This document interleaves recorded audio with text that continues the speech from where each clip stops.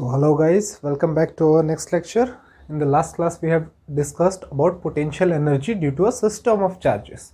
तो उस हमारे टॉपिक के बेस पे एक न्यूमेरिकल हम करते हैं और ये आपके एनसीईआरटी के बुक का न्यूमेरिकल है, that is example number 2.4 I think so.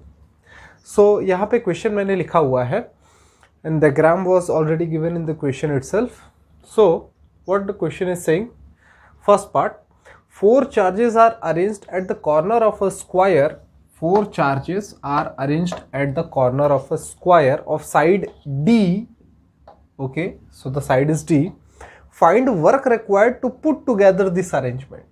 First part and होता है. ठीक है, तो ये अरेंजमेंट बनाने के लिए हमको कितना वर्क करना पड़ेगा ये आपको क्वेश्चन में निकालने को कह रहा है. ठीक है, तो जो हमारा प्रीवियस कंसेप्ट था उसी कंसेप्ट के बेसिस पे जो हमने डेरिवेशन किया था उसी की हेल्प से इस न्यूमेरिकल को हम बनाने की कोशिश करते हैं. तो आइए जान लेते हैं. तो सपोज ये अरेंजमेंट बनाना है तो एक एक चार्ज रख करके मैं ये अरेंजमेंट बनाने की कोशिश करता हूं. ठीक है, suppose initially I am placing plus Q charge at A. ठीक है, बी सी डी अभी छोड़ दो, पहला चार्ज लाया और इसी स्क्वायर के साइड ए पे मैं रखने की कोशिश कर रहा हूं. ठीक है, तो बताइए वर्क डन कितना होगा. मेरा प्रीवियस लेक्चर आपने अगर देखा होगा तो आप तुरंत बताएंगे क्या. तो हमने डेरिवेशन के स्टार्टिंग में ही बताया था कि अगर पहला चार्ज उठा करके ला रहे हैं और कोई चार्ज है ही नहीं. ठीक है, जब कोई चार्ज ही नहीं था पहले से वहां पे तो पोटेंशियल कितना हो जाएगा, जीरो. तो work done in bringing that first charge will be Q into V, that is Q into zero, that is zero. तो पहला चार्ज को लाने के लिए कितना वर्क करना पड़ेगा, जीरो.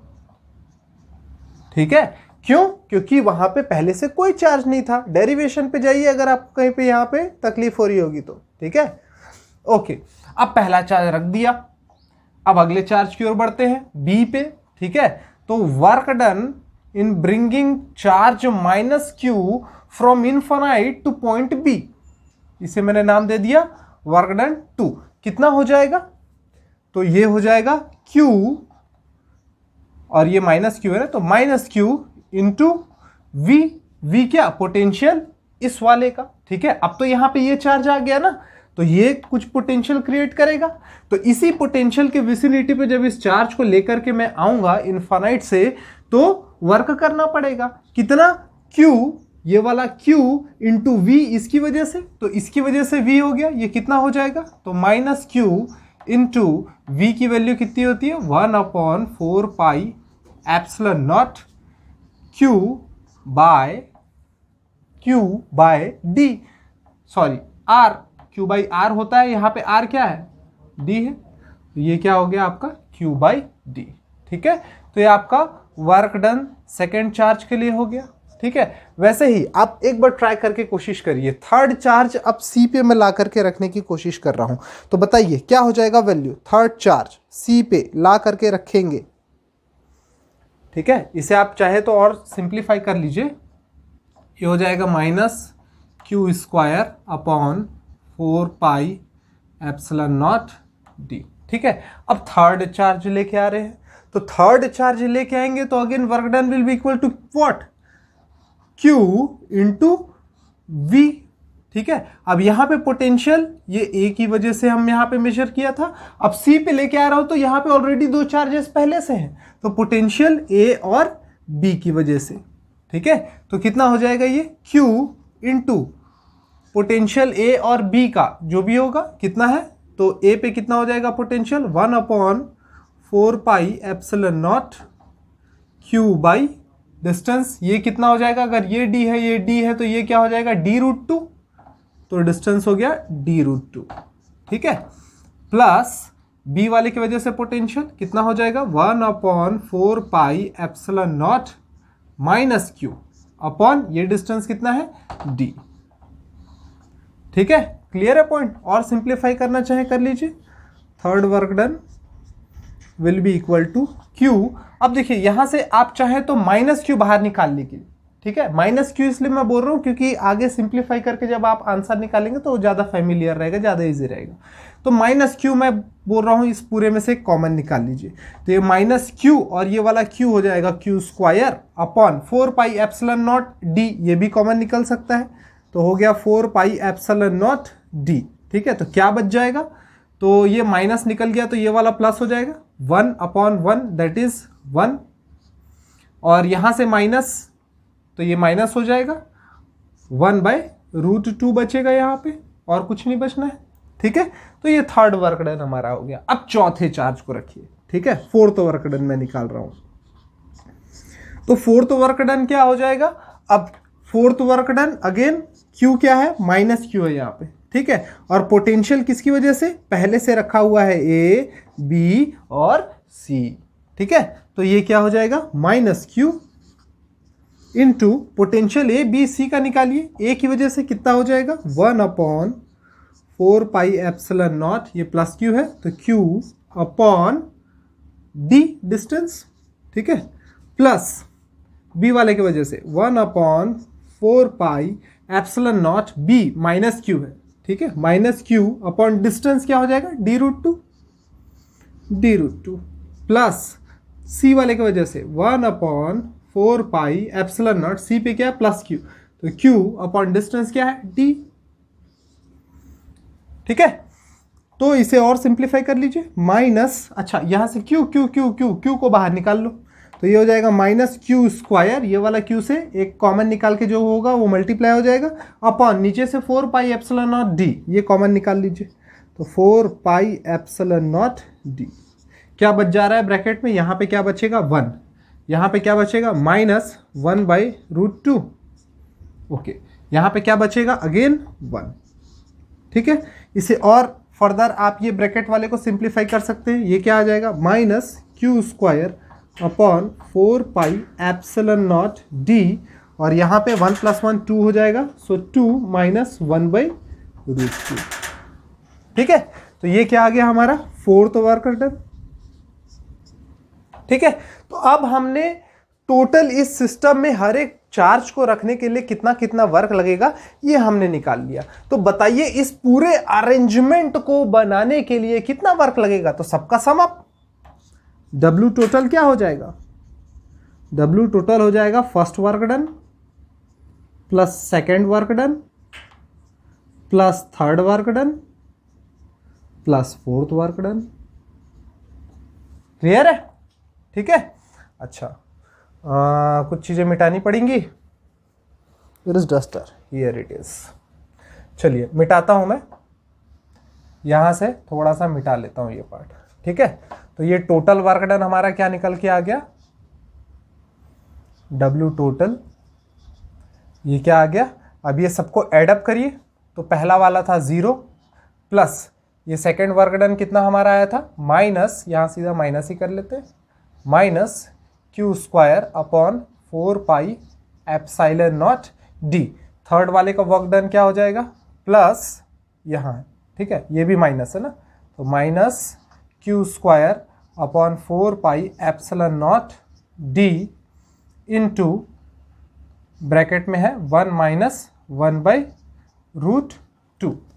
ठीक है, अच्छा फोर्थ वर्क डन क्या हो गया, ये भी मिटा देते हैं।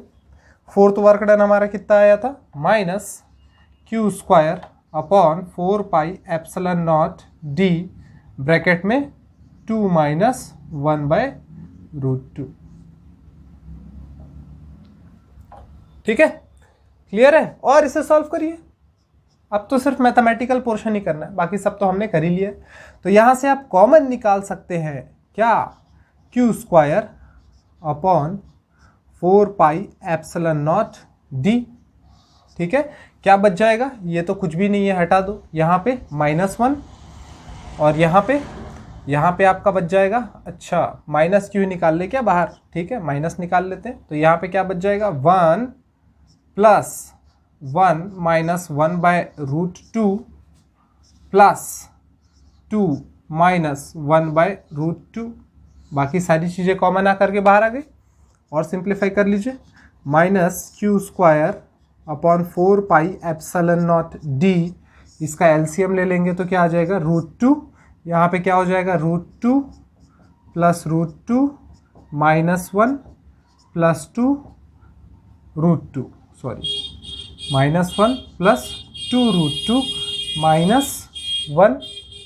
ठीक है, एक सेकेंड। तो इसका हमने एलसीएम निकाल लिया। अब इसे और सिंप्लीफाई तो आप क्या ऐड करना ही है, बस सिंप्लीफाई क्या 4 पाई एप्सिलॉन नॉट डी, और ये क्या हो जाएगा 1 2 2 4 4 √2 -1 -2 अपॉन √2। ये आपका फाइनल वर्क डन का फॉर्मूला आ गया। टोटल इस अरेंजमेंट को बनाने के लिए इतना अमाउंट ऑफ वर्क आपको करना पड़ेगा। ठीक है, क्लियर है? ओके, ठीक, चलिए करना होगा, आप कर लीजिएगा, एक स्क्रीनशॉट ले लीजिए इसका भी। ठीक है, चलो नेक्स्ट इसका सेकेंड पार्ट की ओर बढ़ते हैं। सेकेंड पार्ट में क्या बोल रहा है, a charge Q naught is brought to the centre E, इसे मिटा देता हूं, छोड़ो। A charge Q naught is brought to the center E of the square, the 4 charges being held fixed at its corner. How much extra work is needed to do this?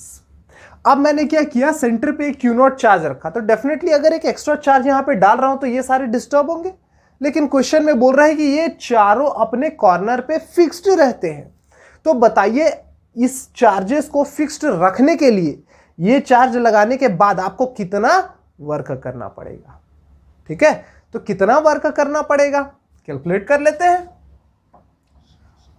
ठीक है, ये B part हम कर रहे हैं solve, work done. ठीक है, तो ये चार्ज रखने के बाद, ठीक है, इसके वजह से इस पे पोटेंशियल एनर्जी निकाल लो, इसके वजह से इस पे वर्क डन, या फिर सिंपली इसका इस पे वर्क डन, इसका इस पे वर्क डन, इसका इस पे वर्क डन और इसका इस पे वर्क डन। ठीक है, तो देखेंगे इस पे इसका ये प्लस है, ये भी प्लस है, ये समथिंग वर्क डन आपका इस तरफ हुआ। ठीक है, इसे मैंने बोल दिया W1। ठीक है, इसका इस पे वर्क डन इस तरफ हो जाएगा।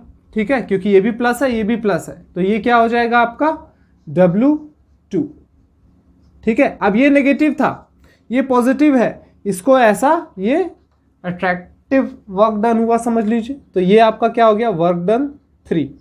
ये भी नेगेटिव है, ये पॉजिटिव है, अट्रैक्ट करेगा इस तरफ जाएगा, ये हो गया वर्क डन 4। ठीक है, क्लियर है आपको? तो दो पॉजिटिव थे, तो पॉजिटिव के लिए मैंने क्या किया रिपल्सिव, और जो नेगेटिव थे उसके लिए मैंने क्या किया अट्रैक्टिव कर दिया। ठीक है, सो वर्क डन का हमको फॉर्मूला पता है, क्या होता है Q इंटू V। ठीक है, लेकिन अब आप देखेंगे V एट A, ठीक है, V एट A यहां पे इसकी वजह से यहां पे जो पोटेंशियल बना उसे मैंने क्या बोला VA, कितना हो जाएगा वो 1/4 pi epsilon naught Q upon ये वाला डिस्टेंस, तो ये टोटल था d√2, तो ये कितना हो जाएगा d√2/2, d√2/2। ठीक है, ये क्या है VA। ठीक है, अब VB की बात कर लेते हैं, सॉरी ये V2 की बात कर लेते हैं, ये C की वजह से। ठीक है, तो V एट C ये कितना हो जाएगा 1/4 पाई एप्सिलॉन नॉट, ये भी प्लस है, तो Q अपॉन ये डिस्टेंस भी d√2/2 हो जाएगा, d√2/2। दोनों वैल्यू सेम आ रही है और डायरेक्शन अपोजिट है, तो इसका क्या मतलब हुआ कि V at A cancels VC and similarly B और D का भी वही फिनोमिनन है। देख लीजिए डिस्टेंस भी सेम है, चार्जेस भी सेम है, तो ये क्या हो जाएगा V at B cancels V at D। Therefore net work done in making this system as it was earlier will be equal to 0, क्योंकि नेट पोटेंशियल कितना हो गया, ये इसको कैंसल, ये इसको कैंसल। ठीक है, तो V इज इक्वल टू 0 है, V नेट 0 है, तो Q into V, V 0, so work done will B 0। ठीक है, तो इस सिस्टम को बनाए रखने के लिए मुझे कोई वर्क नहीं करना पड़ेगा। ठीक है, पॉइंट समझ में आ गया? बहुत इंपॉर्टेंट क्वेश्चन है CBSE के पॉइंट ऑफ व्यू से। ठीक है, और कॉम्पिटिटिव एग्जामिनेशन में भी थोड़ा सा झोल झाल करके ऐसे क्वेश्चंस दे सकते हैं। ठीक है, क्यों ऐसा क्वेश्चन आ सकता है कॉम्पिटिटिव एग्जामिनेशन में, ये आपको नेक्स्ट लेक्चर में पता चलेगा, ठीक है। क्योंकि जो हम नेक्स्ट लेक्चर में पॉइंट पढ़ने वाले हैं उसके बाद वो वाला टॉपिक और ये वाला टॉपिक दोनों कंबाइन करके क्वेश्चन आते हैं, ठीक है। उससे रिलेटेड एक एनसीईआरटी में न्यूमेरिकल भी है, वो भी मैं आपको करवाऊंगा। तो आज के लेक्चर के लिए सिर्फ इतना ही, नेक्स्ट वीडियो में हम देखेंगे एक और टॉपिक। सो आज के लिए इतना ही, थैंक यू।